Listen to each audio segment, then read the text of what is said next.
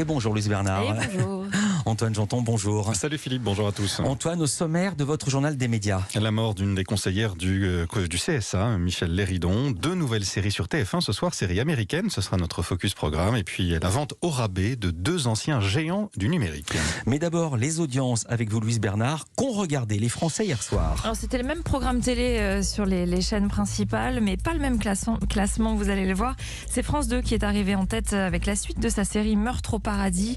Un épisode inédit, c'est en hausse, 3 880 000 téléspectateurs en moyenne pour les 2 premiers épisodes, 17,2% de part d'audience. Le premier épisode est à près de 5 millions, un très joli score pour la 2. Ensuite, c'est TF1 qui n'arrive donc pas leader avec la finale de sa saison 11 de Clem. 2 épisodes inédits qui ont attiré 3 300 000 téléspectateurs, 15,8% de part d'audience. Clem qui retrouve donc quelques couleurs pour le final, mais rien de spectaculaire non plus. Et puis Marié au premier regard, qui avait dépassé TF1 la semaine dernière et 3e cette semaine. C'était la 9e soirée qui se maintient quand même plutôt bien, même s'il y a une légère baisse. 3 millions de téléspectateurs et 14,1% de part d'audience.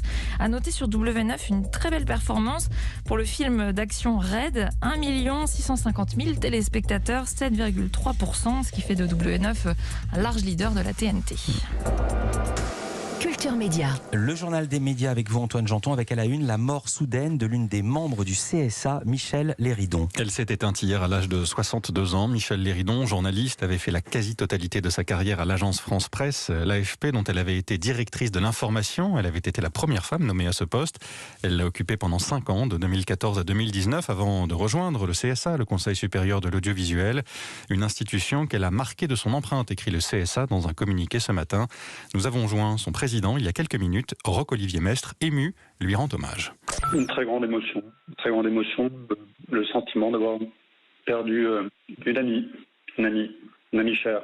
C'est une personne qui était unanimement appréciée, respectée, appréciée à la fois par sa très grande bienveillance, son attention aux autres, son respect des personnes et des points de vue, son côté positif, sa capacité à défendre ses idées avec à la fois douceur et conviction.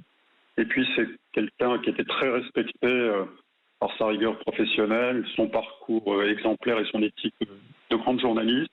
Sa hauteur de vue, elle avait une parole qui faisait autorité sur des sujets très sensibles dont elle s'occupait au sein du collège, le pluralisme politique, la déontologie des programmes, les nouvelles compétences qui sont les nôtres en matière de régulation des plateformes de contenu et les réseaux sociaux. C'était une très, très belle personne, c'était une amie pour nous tous et on est vraiment très triste de cette disparition brutale et on pense beaucoup à sa famille, à ses fils, à tous les siens.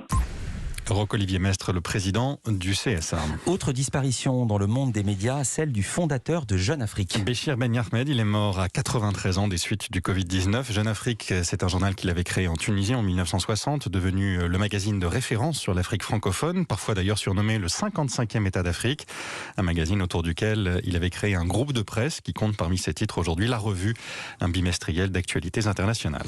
Comme le pressentait Jean-Marc Juramy hier à notre antenne, Éric Zemmour va rester, lui, à l'antenne de CNews. C'est la direction du groupe Canal+, qui l'a annoncé hier sans faire plus de commentaires. Le polémiste reste donc, malgré des accusations d'agression sexuelle, des baisers forcés, un SMS équivoque, entre autres, des accusations portées par 5 femmes dont les témoignages ont été recueillis par Mediapart. Le Figaro, autre employeur d'Éric Zemmour, n'a pas souhaité réagir. La campagne des élections régionales dans les médias maintenant, LCI va organiser 3 débats. 3 débats pour 3 régions. Les Hauts-de-France d'abord, dans un peu plus d'1 mois, le 9 juin, puis l'Île-de-France, le 14 juin, enfin Provence-Alpes-Côte d'Azur, dont on parle beaucoup ces dernières heures, le 16 juin, 4 jours seulement avant le premier tour de ces élections régionales. 3 débats qui seront animés par David Pujadas. Et puis le focus programme du jour, Antoine, ce sont 2 nouvelles séries sur TF1. 2 séries américaines diffusées chaque mardi soir à partir d'aujourd'hui. For Life en seconde partie de soirée, on va y venir, et avant elle, en prime, Lincoln à la poursuite du Bone Collector, une fiction policière inspirée du film Bone Collector que vous avez peut-être vu, sorti en 2000 avec Denzel Washington et Angelina Jolie. La série raconte l'histoire de Lincoln Rhyme, un criminologue piégé par un tueur en série, par le tueur en série qu'il traque, le Bone Collector. Un piège qui le rend tétraplégique, mais pas question de renoncer à cette traque. Il continue depuis chez lui grâce à l'aide de sa coéquipière Amelia Sachs. Elle porte des caméras sur elle, une série qui a séduit TF1 et en premier lieu, sa directrice artistique des acquisitions et des coproductions internationales, Sophie Levaux. C'est une série carrée, addictive, qui se regarde comme un patch Blanche Turner, un bon polar, et on trouve qu'elle a parfaitement sa place en prime time, au même titre que de grandes séries qui ont mis à l'honneur des grands duos comme dans Mentaliste, L'Arme Fatale. C'est efficace, juste, et des bons personnages, bien écrits, aussi guidés par leur cœur, leurs sentiments et leurs émotions. Et juste après Lincoln, TF1 diffusera ce soir For Life, dont fiction inspirée d'une histoire vraie, celle d'un homme accusé à tort, condamné à perpétuité et qui devient avocat. Et Varrock en parlera dans son zapping du lendemain dans une petite heure, juste après 10h. 2 séries américaines donc, alors que les fictions les plus regardées sur TF1 sont françaises. HPI jeudi dernier, près de 10 millions de téléspectateurs pour le premier épisode, 8 millions après replay pour une autre série, Le Remplaçant. Cela dit, pas question pour TF1 de délaisser la fiction étrangère. La chaîne veut continuer de proposer tous les genres. On est une chaîne généraliste, on s'adresse à la famille au plus grand nombre. Il n'y a pas de compétition, on aura d'autres rendez-vous, d'autres petits coups de cœur à partager. On n'a pas à rougir de tout ce qui a été défendu en fiction étrangère, aussi bien européenne qu'américaine. Il y a une appétence du public pour des genres et des propositions très différentes. Le bassin d'audience qui nous est fidèle, aujourd'hui, nous montre qu'on fait bien de poursuivre et de ne pas abandonner ce territoire. Voilà, Sophie Levaux, directrice artistique des acquisitions et des coproductions internationales de TF1. Rendez-vous ce soir, Lincoln à 21h05, For Life à 22h50. Et si vous ne pouvez pas, il y a toujours le replay. D'un fauteuil rouge à un terrain vert, le présentateur de Complément d'enquête sur France 2 pourrait bientôt rejoindre l'Olympique de Marseille. Jacques Cardos serait sur le point de devenir le directeur de la communication de l'OM, information du journal L'Équipe. Marseille, une ville que le journaliste connaît bien. Il y a travaillé. Il y a été correspondant pour France Télévisions.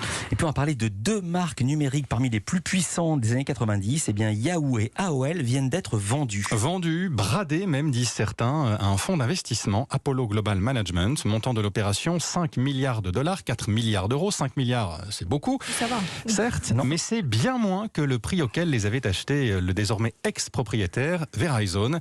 9 milliards de dollars il y a 5 ans, soit une baisse de 45%. Et puis un nouveau projet de série pour Netflix. Une série animée inspirée d'un des jeux vidéo les plus populaire au monde, League of Legends. Arcane, c'est le titre de cette série. Elle sera en partie conçue par un studio français, Fortiche Productions, et elle sera diffusée à partir de l'automne prochain, sans plus de précision. Oui, c'est un nom qu'on retient et on leur dit bravo, ouais. Parce que travailler sur ce genre de programme avec Netflix, c'est pas mal. C'est pas que c'est pas mal, c'est Fortiche. Merci beaucoup Antoine Janton, merci Louise Bernard. On vous retrouve demain pour un nouveau journal des médias. À demain.